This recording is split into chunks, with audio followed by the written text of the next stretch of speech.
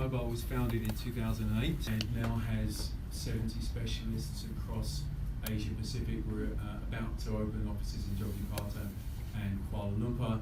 And we're at the premium publisher end of the scale rather than necessarily the programmatic, although we do have a performance angle to our business as well. But we offer products across display, video, audio, native, and of course then performance.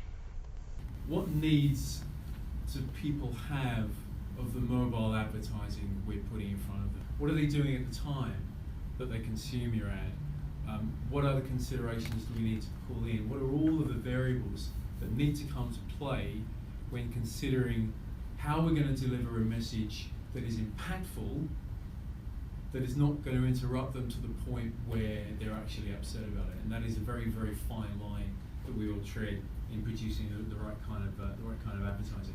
So, what is UX? Well, in the iceberg analogy, a lot of advertising out there looks great. Sure, there's some really ugly stuff, and actually the ugly stuff can work well too. But just creating an ad that looks great is not even half the story, much like the tip of the iceberg shows. So you have to look way below cool design, because there's so much more to delivering a great user experience. Beneath that layer you have, of course, visual design, objectives, technology, information design, and strategy. So we kick things off with addressing these underlying factors and the forces at play with looking at the objectives and the strategy, and these lead the decision making and ensure that the client outcomes are always a priority. Then, of course, the visual and information design work hand in hand to deliver the best looking ad. And technology comes later on. Unfortunately, technology is both an enabler and a barrier or a limitation to what we can achieve.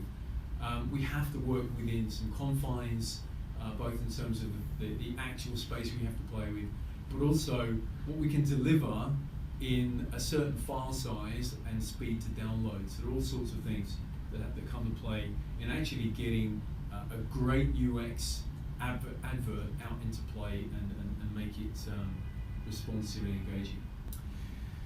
And why are we doing this? I know this seems a bit facile to say, but in any kind of advertising, the more thought, more effort you put in, and the more variables you consider in putting this ad together, the better your results are going to be.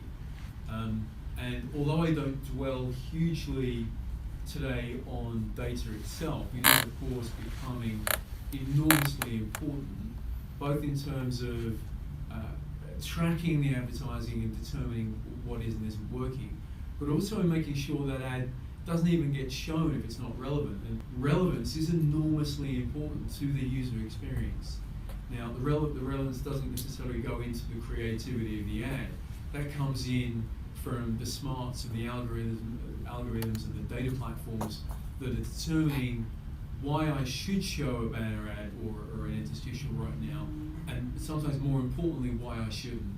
We sort of approach things with 4 steps. We focus on the objectives, and that of course is crucially important. I think it's very easy for people to actually start at the back end of the process, and for a brief to come through and say, hey, we've actually got this great ad. This has maybe come from the client or the agency. We've got this great idea for an ad. It involves some cool technology. And when you actually put that aside and then start with the objectives, the outcome that they propose really doesn't match the objectives that the client has in their own brief.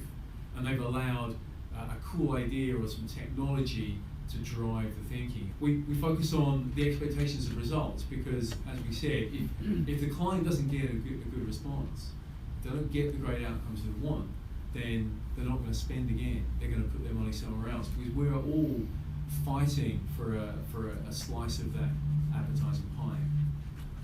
And when we find something that works, we'll reuse it. We're not afraid to plagiarize our own work.